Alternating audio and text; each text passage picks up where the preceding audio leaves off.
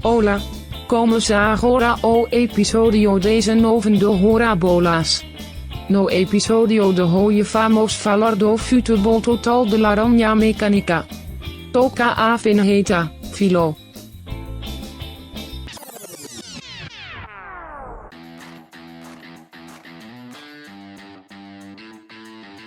Banquevel, Maria! Começa agora o 19º episódio do Hora Bolas, a história do mundo levada na esportiva.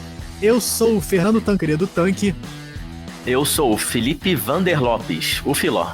E eu sou Henrique Gonçalves, Der Sem Apelido. Ai, meu Deus. Achei que você fosse adotar o apelido do Labrador Humano. Tem razão, eu sou o Der Labrador Humano nesse episódio. Der Labra. Der Labra. Então, latim holandês aí pra gente. Tem um som assim mais grave, um... Ah, até que ficou bom, o latido, pô, ficou bom esse latido aí. Eu estudei muito latido. Aquele que vem da garganta, né? Isso, um som mais gutural no latido.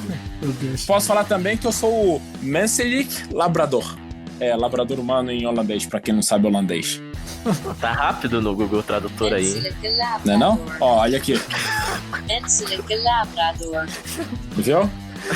Vou começar aqui um contador, marcando 2, que são 2 episódios seguidos com o Henrique latindo. Então vamos ver se esse contador aí vai subindo. Isso aí. Todo episódio agora o Henrique lá tinha uma língua diferente. Mas como a gente já deixou aí subentendido, né? Hoje a gente vai falar de Holanda. Vamos falar daquela seleção marcante da Copa do Mundo de 74, né? Que ficou conhecida aí com diferentes apelidos. Laranja Mecânica, Carrossel Holandês, Futebol Total. Vamos falar de tudo isso hoje aqui. E para falar de Holanda, a gente trouxe aqui um convidado especialíssimo que está na Holanda. Eduardo Cáceres, o nosso Dudu. Tudo bem, Dudu? Rudedar. E aí, pessoal? Ora, a bola chegou a níveis aí nunca antes vistos, né? Estamos chiques com o correspondente internacional, direto da Holanda, nosso país, assunto hoje. Vivendo aqui na melhor época possível, né? Pra aproveitar a Holanda em todos os seus aspectos, passeando muito, nenhuma restrição de agrupamento, muito legal. Bom, melhor que aqui eu posso te garantir que tá, então... Mas esse isolamento acaba sendo bom para escutar o Hora Bolas, né? Pedir para vocês irem lá e seguirem a gente também nas redes sociais. A gente tá como Hora Bolas Pod, Hora com H Pod, POD, tanto no Instagram como no Twitter. E estamos também nas diferentes plataformas que você usa aí para escutar o nosso podcast. Estamos no Spotify, Apple Podcast, Google, Cashbox, Deezer. E também estamos no YouTube. YouTube que agora também tá com as fotos, né? Agora com as fotos que a gente bota aí no Instagram. Tá bom, galera? Não esqueçam de curtir a gente lá e seguir também nas plataformas de podcast. E divulgar, né, gente? Por favor. Eu divulgo, hein, gente? E sigam o meu exemplo aqui, a maior lenda da enquete do Hora Bolas lá, né? Já acertei pelo menos umas 3 ou 4. Então sigam aí a página, divulguem e tentem me alcançar. Dudu que realmente escuta todos os episódios aí, participa das enquetes, então realmente sejam como o Dudu. Mas hoje, então, como eu já falei, a gente vai comentar sobre aquela equipe lendária, a seleção lendária da Holanda, que jogava aquele futebol que ficou conhecido como futebol total, né? E marcou época, especialmente ali na Copa de 74. Assim como a gente já falou da seleção brasileira de 70, a gente segue aí nas nossas grandes seleções e times da história, que vão ter também outros aí pela frente, né? Fica o famoso teaser. E hoje, assim como aquela seleção, vai ser futebol total aqui. Não tem posição, não tem apresentador, convidado, comentarista. Todo mundo faz tudo, todo mundo conta história, todo mundo comenta. Todo mundo faz piada ruim também, porque não pode faltar. Então é o futebol total do Hora Bolas. Não tem corte também? Tem muito corte. É sempre muito bonito ver a seleção holandesa e o quanto ela revolucionou o futebol, na verdade, porque a gente vai ver que a influência do futebol total, do carrossel holandês, continua até hoje. Para quem gosta de história das Copas mesmo, né, como é o nosso caso, mesmo que você não tenha vivido essa época, é uma das histórias mais marcantes, com certeza, assim.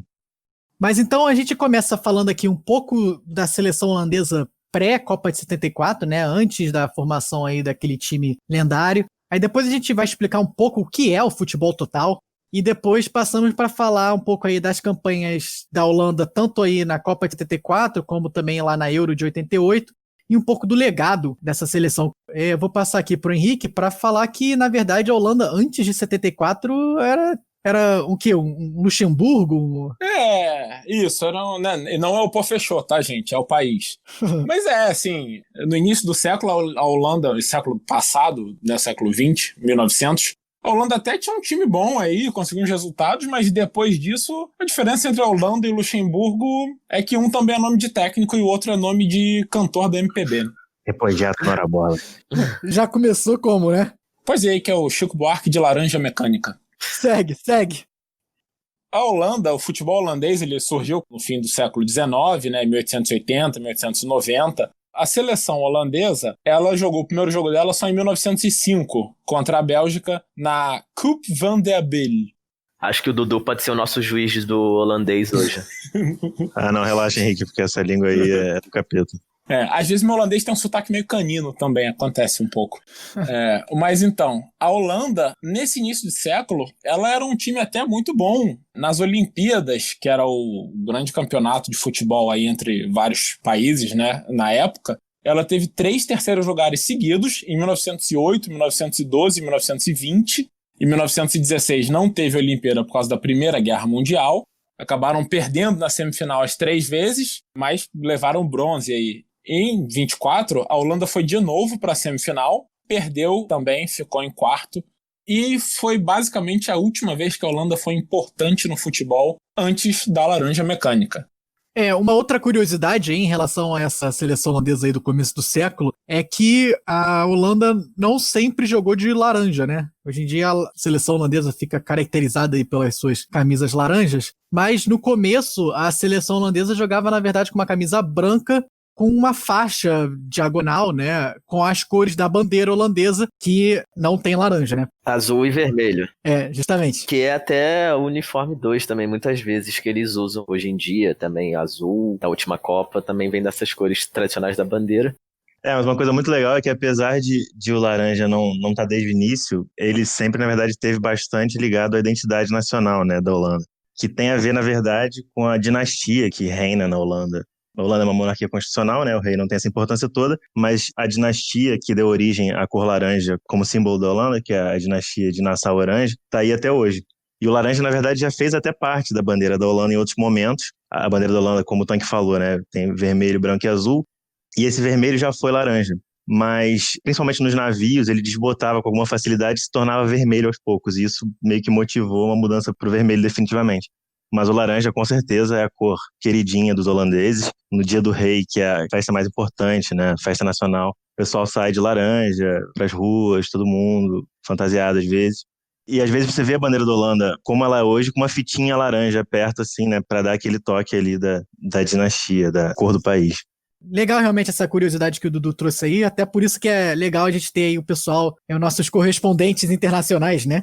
E até a gente chegou a comentar sobre essa dinastia de Orange no episódio lá do Celtic Rangers, a gente fala como o Guilherme de Orange chegou até a ser rei da Inglaterra, né, por um tempo. Você vê que no final tá tudo meio conectado e podia ser todo mundo jogando de laranja hoje, mas infelizmente não é. Tem até gente que veio pro Brasil depois, essa família realmente é a grande família aí do mundo. Você diria que essa família é muito unida? E também muito ouriçada, né? Uma homenagem aí ao Linneu, da grande família também, nosso querido amigo.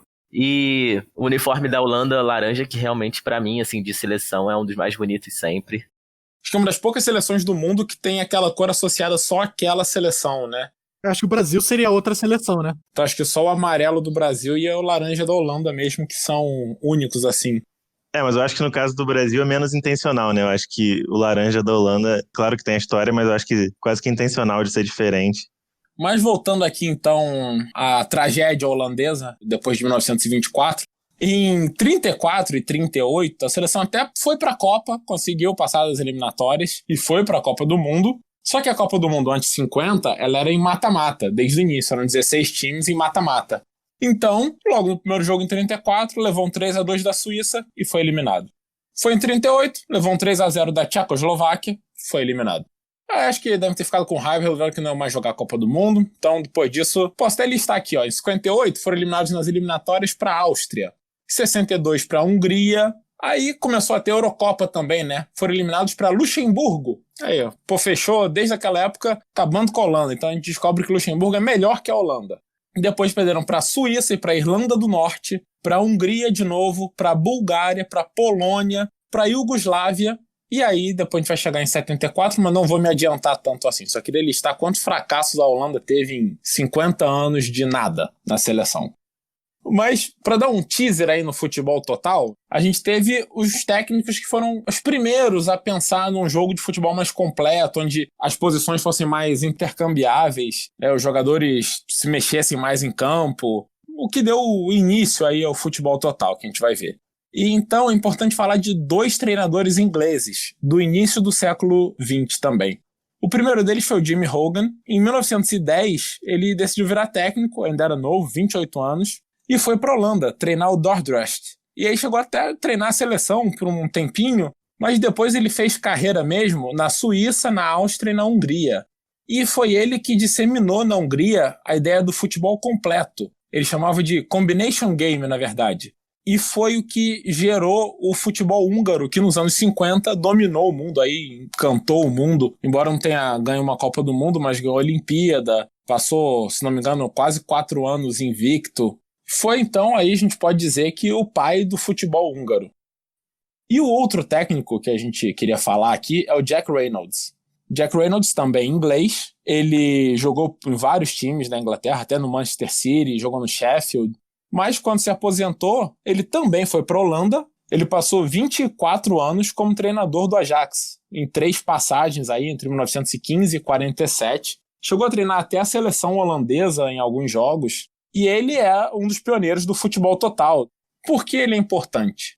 Porque no início dos anos 40, entrou no time do Ajax um garoto chamado Rinus Michels. Ou, peraí que eu preciso falar o nome inteiro dele. O Marinus Jacobus Hendrikus Michels, que depois viria a ser o técnico do Ajax e da seleção holandesa, carrossel holandês. Ele entrou no time em 46 e passou 12 anos jogando no Ajax, a carreira dele inteira de jogador. Mas ele aprendeu basicamente o futebol profissional aí com o Jack Reynolds, que era o técnico do time na época. E daí, ele, depois que se aposentou, começou a desenvolver esse estilo no que foi dar, nos anos 70, na Laranja Mecânica. Aliás, fica aqui a nossa dica de entretenimento, né? O filme Laranja Mecânica. Ah, não. Aí você roubou. Eu ia fazer isso. Tava esperando quem que ia ser o primeiro a fazer a dica óbvia de entretenimento do dia. Você ainda pode indicar o livro. Boa. Eu ia deixar pro final, mas vai. Então vai, pode ir. Pode ir, fica à vontade. Eu só puxei aqui pra falar do filme. Não, mas é isso. O filme que não tem relação nenhuma, a não ser o título, né? Que também é Laranja Mecânica. O filme se passa aí numa Inglaterra futurista distópica, pra época, né? Que o filme é da década de 70. E tem muitas discussões interessantes que ele levanta. Um dos clássicos aí do cinema mundial, do Stanley Kubrick. Então assistam, é muito bom realmente. Só não vejo antes de dormir, né, pessoal? É um filme um pouco perturbador, digamos. Sim. E é uma fantasia boa pro carnaval também. Quem quiser fazer, não é muito difícil não. Mas o Filó, pode ir então com uma laranja numa mão e uma chave de fenda na outra? Pode, era justamente isso que eu tava falando. Não é suspensório, chapéu preto e camisa branca, isso é outra coisa. Mas o filme, como o Filó falou aí muito bem, foi lançado antes dessa seleção realmente marcar a época, e a seleção acabou ganhando esse apelido justamente por causa do nome do filme, apesar de não ter nenhuma relação aí o filme com a seleção. Mas, Tanque, eu acho que tem uma relação sim, porque o time da Holanda batia nos adversários da mesma maneira que o Alex e seus amigos batiam em pessoas inocentes. É verdade. A gente vai ver aí que no jogo com o Brasil também chegou naqueles níveis assim de muita amizade dentro de campo. Não, mas puxando aqui para onde o Henrique deixou, o Rinus Michels então assume o comando do Ajax, e aí é nesse final da década de 60, começo dos anos 70, que o futebol holandês realmente explode, né? Dentro do cenário europeu, até esse ponto, os times holandeses não tinham muita importância. O próprio Ajax não era um time aí que fazia frente aos maiores times da Europa. Mas aí, a partir da temporada de 69 até 73, times holandeses chegam na final da Champions League em 5 edições seguidas. O Ajax chega na edição 68-69, acaba perdendo na final para o Milan. Aí depois o Feyenoord de Roterdã chega na final no ano seguinte e ganha do Celtic. E depois o Ajax, com o Cruyff e com o Rinus Michels, ganha 3 anos seguidos a Champions League de 71 a 73, naquele que foi aí o maior time da história do Ajax. O Ajax e o Feyenoord que fazem aí o Der Klassiker, que é o clássico, como ele é conhecido na Holanda. É, o principal clássico aí do futebol holandês, né? Exatamente. A gente tem o PSV hoje como outro time muito grande, né? A maior tradição é Ajax e Feyenoord. Olha, eu vejo o ADO Den Haag, sem dúvida, como o maior time da Holanda, sem dúvida. A do Den Haag, pra quem não conhece, é um time aí incrível da Holanda. Homenageia o Brasil, né? Infelizmente não é muito grande, mas é um time interessante. Tem as cores aí amarelo e verde. E o seu mascote e o seu escudo tem uma belíssima cegonha. Não, mas só para explicar a piada aqui, o ADO Den Haag é um time da cidade de Haia, na Holanda, que é onde também o Dudu mora agora. Sim, sim. E, na verdade, uma rivalidade bem considerável também. A gente tem essas rivalidades grandes na cabeça, né? Celtic Rangers, Barcelona e Real Madrid, Grêmio e Inter. E às vezes a gente esquece que qualquer lugar que você vá, que futebol seja minimamente importante, você vai ver rivalidade também. No caminho pro trabalho aqui, outro dia eu vi uma casa, né, feyenoordiana, com vários adereços do Feyenoord assim na entrada e uma grande placa: proibido torcedores do Ajax. Legal, legal. E em Haia, né? Assim, não é nem Roterdã nem Amsterdã, uma cidade neutra, tecnicamente. O Ajax que é de Amsterdã e o Feyenoord que é de Roterdã. E o Ajax, né, Filó, apesar da gente ver hoje ele como, talvez não mais tanto, mas em algum momento, né, ali mais para o final do século, foi visto como um gigante europeu. É curioso pensar que essa transição de um time quase que de bairro para um time de grande respeito, né, até o nome dele impõe um certo respeito, foi muito rápida. E aí você vê um pouco a importância enorme do Mitchell e do Cruyff, né, e como essa revolução trazida pela Holanda para o futebol foi grande. Não, justamente, com certeza. E para falar do futebol total, como a gente já comentou aqui, o futebol total era um esquema de jogo que se baseava na falta de posicionamento dos jogadores. Então, os jogadores estavam em constante rotação, né? Você não tinha necessariamente aí um zagueiro, um meio-campista, um atacante. Eles mudavam de posição constantemente dentro de campo. E esse esquema, na verdade, fazia com que você necessitasse de jogadores extremamente talentosos, né? Porque até o próprio Cruyff, que era aí o grande nome dessa seleção, né? Talvez aí o maior expoente desse estilo de jogo, era um jogador que conseguia jogar muito bem no ataque, no meio, mas como zagueiro também, né? O Cruyff, em diferentes jogos, jogou de líbero. Então, era um estilo de jogo muito marcado por essa constante mutação do time, né? E uma outra coisa que ficou muito marcada aí da laranja mecânica, né, desse futebol total, era a pressão sem a bola, né? Era um time que marcava muito forte e até, né, a gente vendo hoje em dia os vídeos, parece até uma coisa meio desorganizada, um negócio meio assim de criança jogando bola, porque realmente vários jogadores iam atrás da bola juntos, então você tinha 4 ou 5 jogadores ao mesmo tempo perseguindo o jogador adversário que estava com a bola. E até por isso entrava nesse negócio do rodízio de posições, né? Porque, né, o lateral esquerdo começava a perseguir o cara e ia cair lá na ponta direita e ficava lá mesmo. Até hoje em dia parece uma coisa meio estranha você assistir esses jogos da Holanda de 74. É exatamente isso. A gente vai deixar até os vídeos no nosso Twitter, @orabolaspod, mas para quem assistiu na época ou quem quiser ver os vídeos aí, é muito interessante você ver vários jogadores correndo juntos pra bola. Parece assim uma coisa de maluco. Às vezes até num contra-ataque sai todo mundo que nem desesperado lá pra frente, então parece que não vai dar muito certo aquilo, mas no final acaba dando. E tem alguns motivos que a gente pode pensar para isso dar certo. Por exemplo, apesar de todo mundo correr junto pra bola, era uma coisa muito bem orquestrada pelo Mitchell, porque muitas vezes eles deixavam o atacante adversário impedido, fazendo linha de impedimento. Outro fator também que ajudou é que os times adversários não esperavam esse tipo de marcação, ou de contra-ataque, ou de posse de bola e de tabela. Então isso acabava sempre surpreendendo as outras seleções, e por isso que deu muito certo, principalmente na Copa de 74. Realmente tem alguns aspectos aí daquela seleção que ficam muito marcados até hoje, né? Essa pressão avançada era novidade, foi revolucionário da seleção holandesa. A linha de impedimento também foi algo relativamente novo que a seleção holandesa introduziu. E também tinha muito no ataque, né? A gente tá falando bastante aí da parte defensiva. Mas no ataque, o time jogava bastante com a posse de bola, com toque, né? Com essa troca de posições, então era muito, muito passe. E realmente você vê que depois isso acaba evoluindo pro futebol moderno, né? Triangulação com movimentação também, por exemplo, passar na ponta e cruzar para a área, então era realmente muita coisa interessante que você consegue ver analisando os jogos dessa seleção. Só para fazer uma comparação rápida aí, a gente pode ver aí a Copa de 70, né? A final da Copa de 70, Brasil e Itália, até como a gente falou no nosso episódio sobre essa seleção brasileira, a Itália era uma das melhores defesas da Copa. Até aquela época, o futebol não se marcava em cima, você quase que deixava o outro jogar e ficava ali esperando, né? No seu campo de defesa, né? Não marcava no campo de ataque. Isso, você ficava esperando no seu campo de defesa recuado, era como se fosse uma marcação passiva, em vez de ser uma marcação agressiva, né? E mesmo em comparação com a marcação-pressão de hoje em dia, é impressionante, né? Porque é uma parada a mais, assim, é um degrau a mais. Mas uma outra coisa que eu queria falar aqui, só para botar em perspectiva, que em 74 você não tinha a disponibilidade de informação que você tem hoje em dia, né? Então, na Copa de 74, acho que muitas seleções acabaram sendo pegas de surpresa mesmo por esse estilo de jogo da Holanda, especialmente as seleções sul-americanas. Porque enquanto muitas das seleções europeias ou já tinham jogado com a seleção holandesa, ou já tinham jogado contra o Ajax, né, que tinha o mesmo estilo, na América do Sul a gente não teve tanto contato com esse estilo de jogo até a Copa do Mundo. E até o nome, né, Laranja Mecânica ou Carrossel holandês também vem muito disso, porque tinha, além da movimentação, isso só podia ser feito por causa de um bom preparo físico. Também era um time jovem, então os jogadores corriam bastante dentro do campo.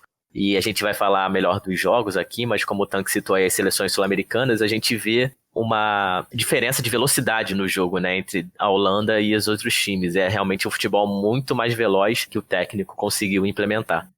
E, teoricamente, esse time jogava em um 4-3-3, né? Um sistema padrão até para a época e até hoje em dia também um pouco. Mas você vê realmente, olhando as imagens, que esse 4-3-3 vai pro espaço aí rapidinho quando a bola rola.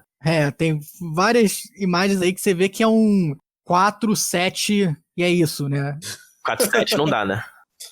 Porque eles marcavam tão forte que parecia que tinha um a mais. Até o goleiro ia lá pra frente, é isso aí. Exatamente, frequentemente você vê todos eles numa jogada de lateral, por exemplo, dentro do mesmo enquadramento, assim, o time todo muito compactado, sem a bola. É impressionante.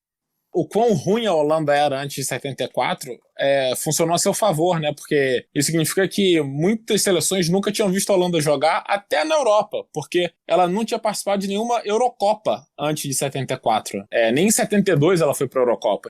Sim, além da surpresa, também tinha o fator que eles não tinham responsabilidade nenhuma, né? Entraram leves, assim, porque se a seleção não tinha nome até então, não tem nada que se esperar dela, ela só tinha a ganhar com esse tipo de futebol diferente. Sobre esse choque de realidade que as seleções sofreram, principalmente as seleções aí da América do Sul, tem uma história bem curiosa com o Pedro Rocha, um craque uruguaio, né, que jogou no Peñarol, mas muitos anos no São Paulo, então é uma pessoa que tem uma proximidade com o Brasil. Ele uma vez numa entrevista disse que em 2 momentos ao longo da carreira dele como jogador, ele teve vontade de chamar a mãe. Uma foi quando ele estreou no Peñarol e Nacional, né? Grande clássico uruguaio. E a segunda vez foi a primeira vez que ele pegou na bola na abertura da Copa de 74 contra a Holanda e viu 5 caras vindo em direção a ele. Muito boa essa. Sensacional. Isso é assustador mesmo. Mas aquela seleção de 74, né, que ficou marcada aí com alguns jogadores realmente lendários, né? O Johan Niskins, Johnny Happy, Harry Hahn, Ruud Krol, o próprio Rob Rezenbrink, né? E, obviamente, o maior de todos é o Johan Cruyff, que era, além de um craque, né? Ele também era o cara que organizava o carrossel dentro de campo. Muitos relatos aí de jogadores realmente falavam que o Cruyff estava constantemente dando direções pro time, tipo, você vai para lá, não sei quem foi pro ataque, então você tem que voltar. Então, realmente, na verdade, era uma dobradinha do Rinus Michels no banco e o Cruyff sendo ali o capitão e o organizador dentro de campo. E até por causa disso, né, depois o Cruyff aí seguiu carreira também como técnico. O Filó vai falar disso, do sucesso do Cruyff como técnico também. Assim, eu acho que realmente, né, existia um valor coletivo ali. Tinha outros jogadores muito bons. Talvez destaque por o Neskins, acho que talvez fosse o segundo na fila do talento e depois o Rezenbrink, que inclusive ao longo de toda a carreira perdeu só 2 pênaltis. Mas eu acho que o patamar do Cruyff realmente era muito distante dos demais. E até vendo ele jogar, né? Uma combinação perfeita de inteligência, muita técnica e uma intensidade absurda, assim. Fora a parte filosófica do jogo mesmo, né? A pessoa que pensou o jogo. E até muita gente diz que uma das grandes dificuldades aí para você replicar esse estilo de jogo aí da Holanda era porque nem todo mundo tinha um Cruyff, né? A inteligência do Cruyff dentro de campo era essencial para que esse carrossel holandês funcionasse. Exato, e é por isso que a Holanda encantou tanto na Copa de 74 e um pouco menos, ou bem menos, na Copa de 78, né? E sobre esse Mundial, na verdade ele teve um formato novo, né, em relação ao de 70. A partir de 74, e esse formato também foi reproduzido depois, a gente passou a ter 2 fases de grupos, né? Existia 4 grupos de 4, os 2 melhores passando, e depois uma nova fase de grupos. E o primeiro apenas de cada grupo passa para a final. E aí a Holanda começou o Mundial muito bem, com um grupo relativamente difícil, com Uruguai, Suécia e Bulgária, fazendo 5 pontos, né? Lembrando que a vitória valia 2. E aí a Holanda passou de fase com relativa facilidade e foi para essa segunda fase, caindo no grupo de Brasil, Alemanha Oriental e Argentina. Esse era o grupo da morte, né, da Copa de 74, e a gente até chegou a comentar esse grupo no nosso primeiro episódio, que agora já parece que tem séculos, né? A gente falou justamente daquele jogo entre a Alemanha Oriental e a Alemanha Ocidental, em que há boatos que a Alemanha Ocidental perdeu de propósito para evitar cair nesse grupo com Holanda, Brasil e Argentina, e acabou dando certo, né? Porque eles foram e ganharam a Copa. Os jogadores brasileiros dão isso como dado, assim, eles nem falam como se fosse boato, eles falam como uma certeza. A Holanda atropelou a Argentina, fez 4-0 e ganhou também da Alemanha Oriental. O Brasil também ganhou os 2 jogos contra esses adversários, e então o último jogo do grupo, Holanda e Brasil, passou a ser uma espécie de semifinal, mesmo que não existisse uma semifinal a rigor. E aí vale a pena a gente falar um pouco mais desse Brasil e Holanda, né? A gente tem várias histórias boas com a Holanda, né? Os confrontos com a Holanda em Copa são sempre muito interessantes, são 5 no total, e eu acho que todos de alguma maneira estão na nossa memória. Em 74 foi esse grande jogo, não tão bom pra gente. Em 94, as quartas, com o gol de falta épico do Branco. Em 98, um dos primeiros jogos mais claros na minha memória, aquela semifinal com o Tafarel brilhando nos pênaltis. Em 2010, com a derrota do Brasil. E em 2014, o jogo sem dúvida mais disputado e emocionante entre Brasil e Holanda, que foi a disputa de terceiro lugar, né? Em que o Brasil vinha de uma grande vitória. Então esse jogo de 74 foi a inauguração desse confronto que é de muita qualidade, com um desfecho triste para o Brasil.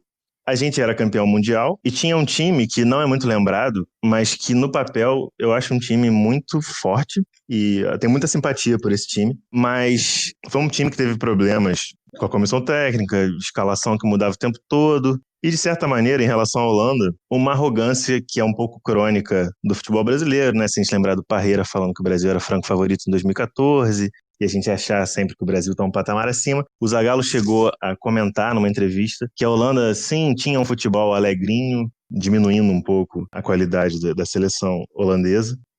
Mas, de qualquer maneira, o Brasil tinha um time forte que coletivamente não funcionou tão bem, mas tinha grandes nomes como Rivelino, Paulo César Caju, Dirceu, Leivinha, o Marinho Chagas, lateral do Botafogo, Jairzinho, numa ótima fase, grandes nomes do Palmeiras, como César Maluco, Luiz Pereira, um zagueiro excepcional. E o Brasil até começou bem o jogo. Na verdade, bem no começo, a Holanda foi superior, com o Cruyff finalizando na cara do gol e o Leão fazendo uma defesa que eu recomendo que vocês vejam no YouTube, que é uma defesa espetacular. Mas em seguida, o Brasil passou a mais ou menos dominar o primeiro tempo e perdeu algumas chances, principalmente uma com o Jairzinho. A partir do segundo tempo, o jogo foi endurecendo um pouco mais. O Brasil começou a ser envolvido por aquele estilo de jogo e levou um gol exatamente no momento de intensidade da Holanda, com o Neeskens superando o zagueiro brasileiro num cruzamento do Cruyff. A partir daí a coisa descambou, o próprio Cruyff fez o segundo gol, e o Luiz Pereira, um zagueiro incrível, conhecido pela sua elegância, um grande jogador, super importante no Palmeiras, foi expulso de uma maneira melancólica no final e deixou o campo revoltado, fazendo gestos para a torcida, que até hoje é um pouco difícil você entender qual gesto ele estava fazendo, se era um 3, para indicar que o Brasil tinha 3 títulos, apesar de estar sendo eliminado ali, ou se ele estava dando dedo para a torcida. Mas como a gente falou aqui do estilo de jogo da Holanda, esse jogo acabou ficando marcado aí no folclore brasileiro, como que a Holanda bateu bastante também, né? parte do estilo, né? Até como é comum hoje em dia, né? Quando você tem uma marcação muito avançada, né? No campo de defesa do adversário, você não pode deixar o adversário passar pelaquela marcação, porque senão ele tem muito espaço atrás, né? Então, realmente, você tá sempre tendo que parar o jogo, né? Dar aquela batida para parar o avanço do adversário. E a Holanda fez isso bastante com o Brasil. E o Brasil meio que entrou nessa onda também, né? De bater de volta e acabou perdendo um pouco a cabeça nesse jogo aí. E eu acho que, pensando na história que vocês contaram, essa vitória da Holanda sobre o Brasil teve um sentimento muito parecido com o que foi a vitória da Bélgica sobre o Brasil em 2018, de um time que não tem a tradição futebolística tão forte, né, e que superou ali a santidade máxima do futebol, que é o Brasil, né. Foi uma grande vitória. E se você vê o Cruyff falando sobre isso, ele fala, e a nossa grande alegria foi não só passar pelo Brasil, mas passar jogando melhor. E a comparação é boa até porque aquela foi a melhor geração da Holanda, né? E a gente teve em 2018 a famosíssima geração belga. Trademark. TM. Marca registrada. Realmente a maior geração da Bélgica de todos os tempos. E aí a Holanda foi para a final contra a dona da casa, a Alemanha Ocidental, né? E de certa maneira provou do próprio veneno, porque assim como o Brasil se julgou superior à Holanda na, entre aspas, semifinal, os jogadores holandeses admitem que eles foram para a final com uma autoconfiança muito lá em cima para o jogo contra a Alemanha e acabou perdendo. Daqui a pouco a gente fala melhor desse jogo. Em 78, as coisas já foram um pouco diferentes, apesar da boa campanha da Holanda de novo. Primeiro pelo próprio contexto da Copa de 78, que foi uma Copa complicada, mas principalmente pela ausência do grande maestro Johan Cruyff, né? Existe uma polêmica em torno dessa ausência também, porque durante muitos anos houve alguns boatos sobre o motivo dessa não ida dele para a Argentina.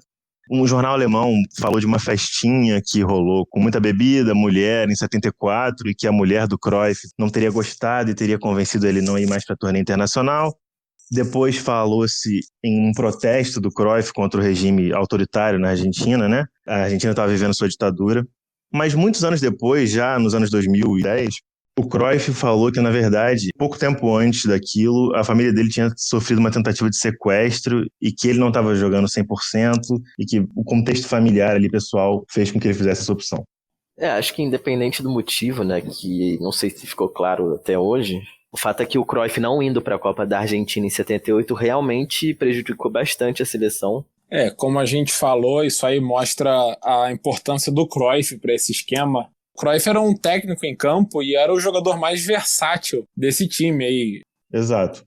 Ainda assim, a Holanda chegou até a final, um pouco aos trancos e barrancos, perdendo, por exemplo, da Escócia ainda na primeira fase, mas fazendo uma segunda fase boa, goleando a Áustria, por exemplo, e fazendo um bom jogo contra a Itália, ganhando de 2-1. Esse jogo contra a Itália tem algumas curiosidades interessantes. O zagueiro Brandt fez um gol contra e pouco tempo depois ele fez um gol a favor. E você vê que ele vibra muito por essa compensação.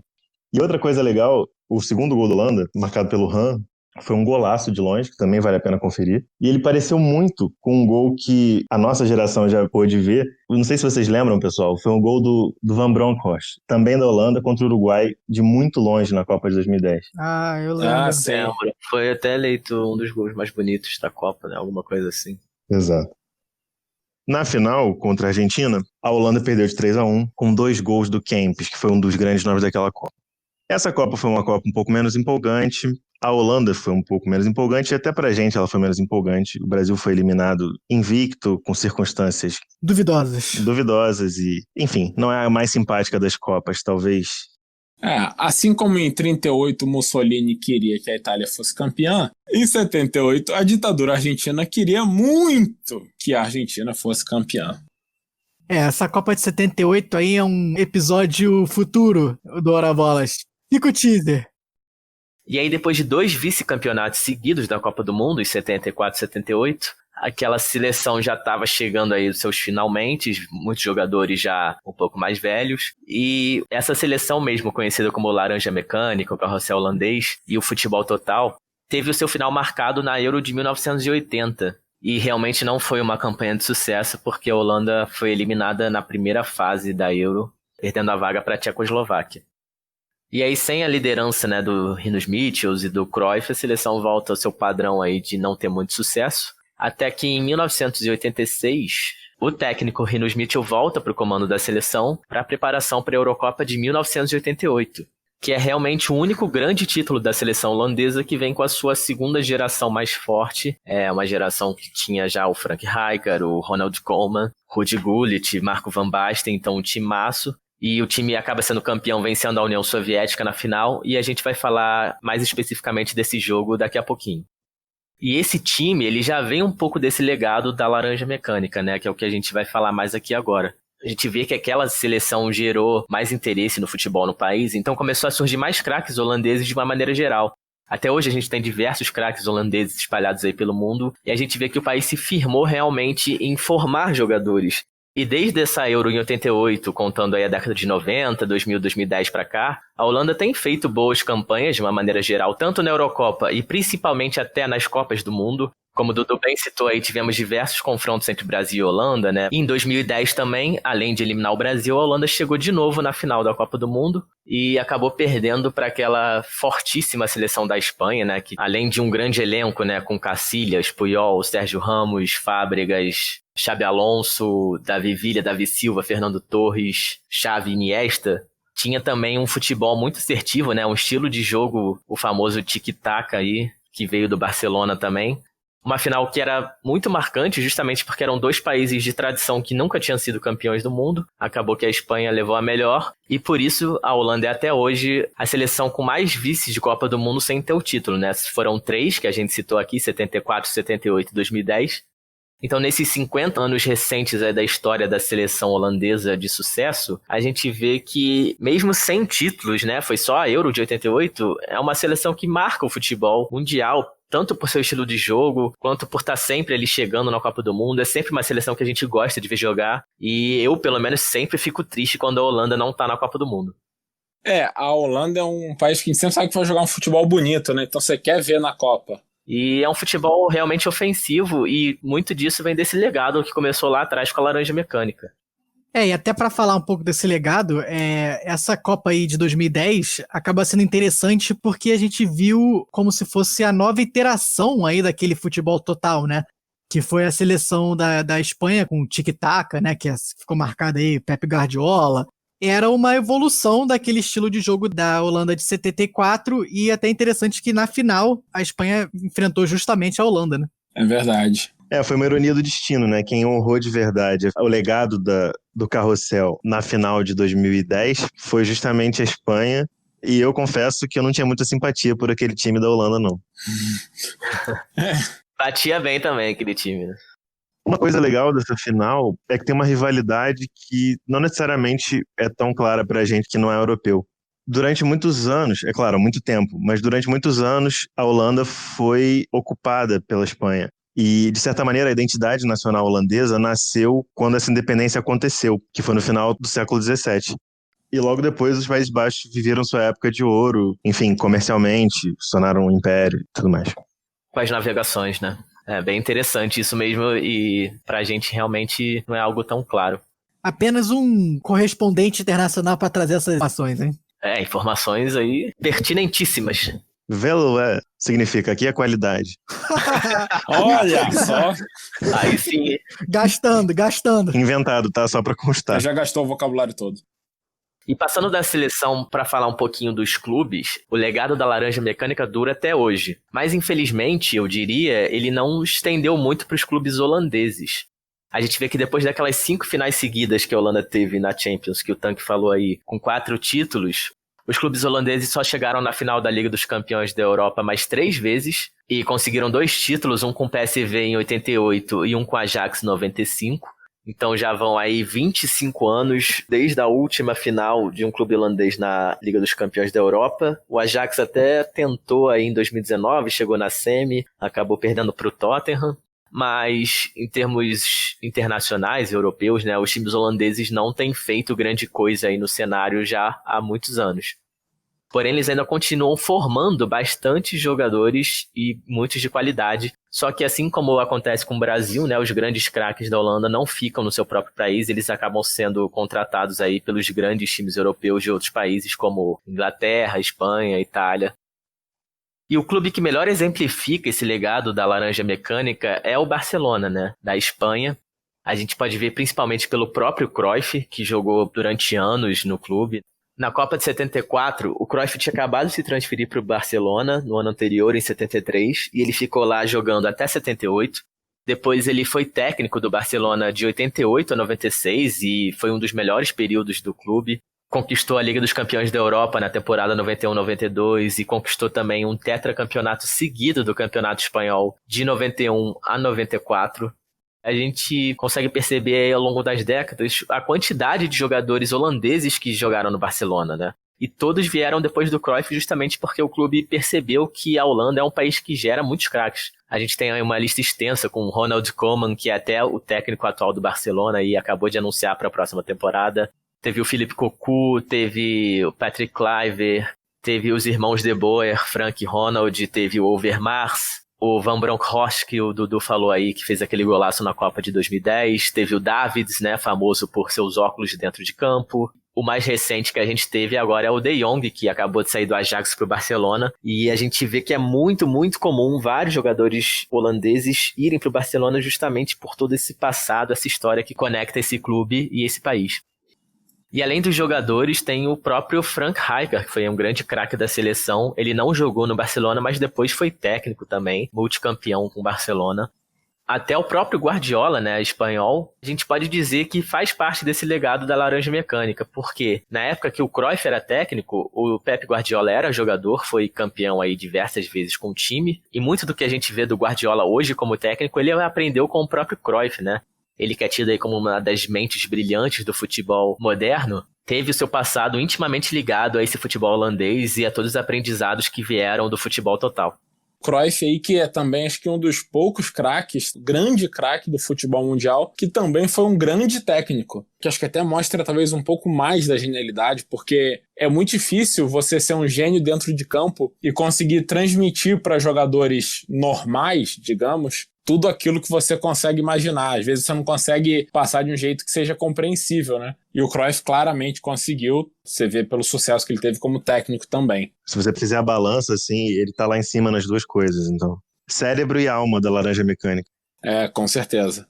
O Cruyff que realmente em termos de futebol era um gênio, assim, tem diversas polêmicas dele fora de campo, coisas que ele falou, besteira e tal, mas assim, dentro de campo e como técnico também era realmente brilhante, ele que faleceu aí em 2016.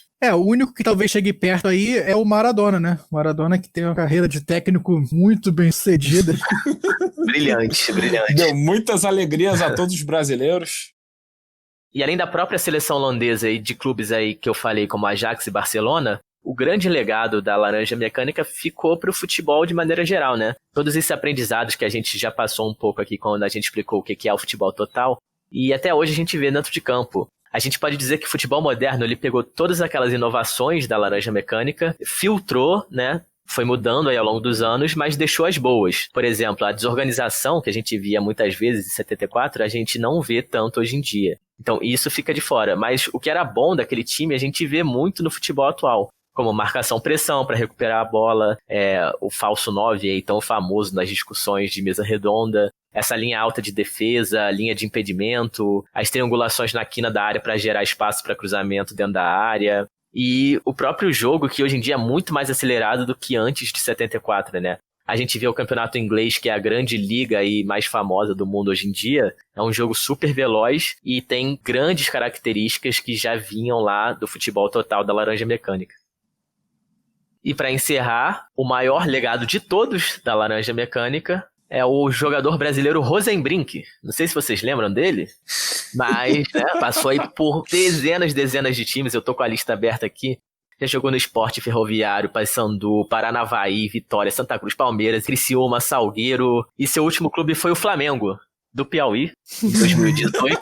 Jogou em tanto time que jogou até em escola de samba, né? Salgueiro. Pois é. Ele que sambava aí como meio-campista. E o seu nome, Rosenbrink, vem do jogador da Laranja Mecânica, o Rensenbrink, atacante. Os seus pais tinham visto, né, aquele time, por isso botaram o nome dele, mas ficou aquele pequeno errinho ali na primeira sílaba. O Rosenbrink, ele era um verdadeiro condutor aí dentro de campo e também na avenida, né? Meu Deus. Então, esse é definitivamente o maior legado da Laranja Mecânica. Bem como o laranja do Ora Bolas. Mas já que a gente já falou do legado aqui da Laranja Mecânica, a gente passa pro nosso próximo segmento. Jogos clássicos. No segmento Jogos Clássicos dessa semana, a gente conta aí 2 dos maiores jogos da história da seleção holandesa, um com final feliz, outro com final não tão feliz aí para a seleção holandesa, que foi a final de 74, né, que acabou perdendo para a Alemanha, e a final da Euro de 88, em que, como o Filó falou muito bem aí, que a Holanda ganhou aí o seu maior título a nível de seleção, né?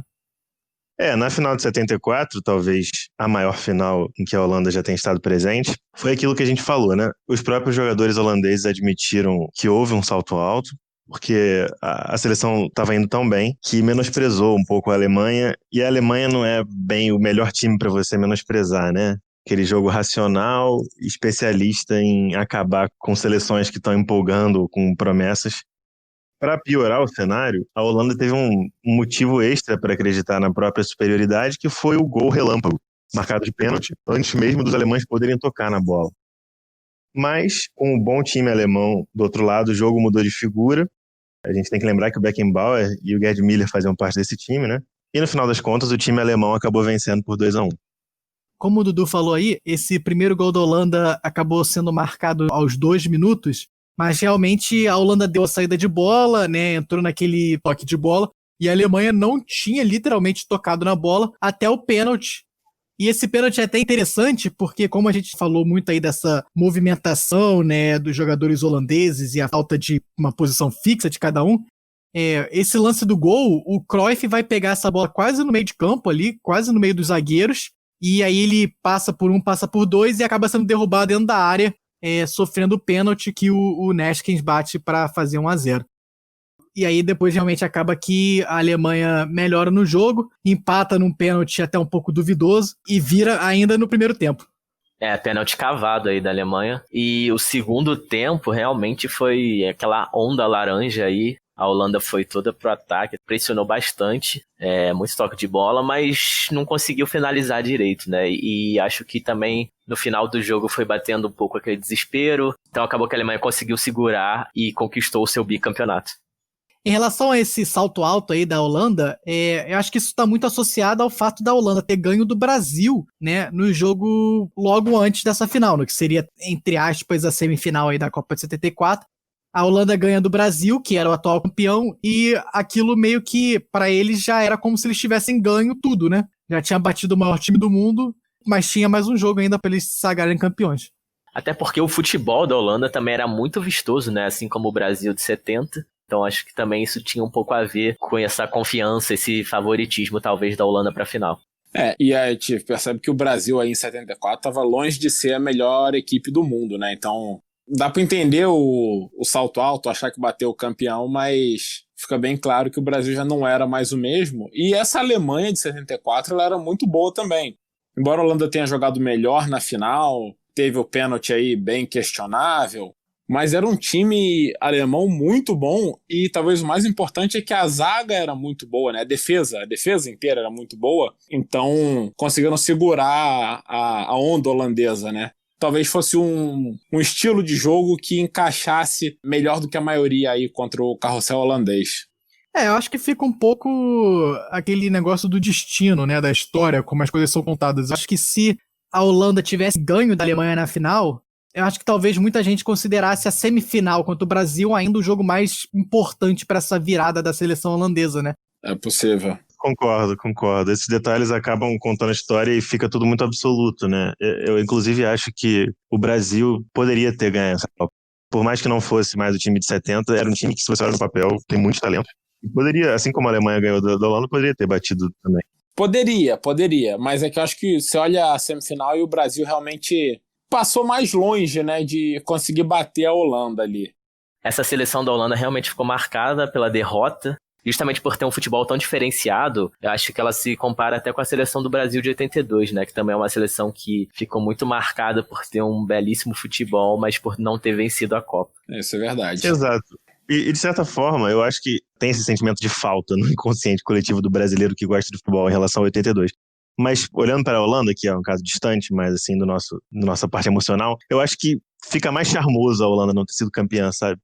Mas te garanto que os holandeses queriam pelo menos um título aí da Copa do Mundo, porque realmente é a seleção mais forte, assim, que nunca ganhou uma Copa, né? Acho que é a única grande seleção do mundo que não foi campeã da Copa do Mundo depois do título da Espanha em 2010. Com certeza. Mas o próprio Cruyff já deu algumas entrevistas em que ele fala que ele realmente acha que aquela seleção holandesa ficou mais marcada perdendo a Copa do que teria ficado se tivesse ganho, né? Tem um pouco disso mesmo que o Dudu falou aí. Exato. Não, ele deve ter ouvido a minha opinião, assim. Mas, já que a Holanda não foi campeã do mundo, pelo menos ela foi campeã da Eurocopa, né? Em 1988, na edição disputada aí na Alemanha Ocidental, a Holanda tinha aí sua segunda grande geração, realmente com muitos craques, né? Que eu já citei aqui, como o Rijkaard, o Koeman, e o ataque com o Ruud Gullit e Van Basten, do time treinado pelo próprio Rinus Michels, que tinha voltado para a seleção holandesa. E era um timaço, assim. A Holanda acabou perdendo da União Soviética na primeira fase, mas se classificou.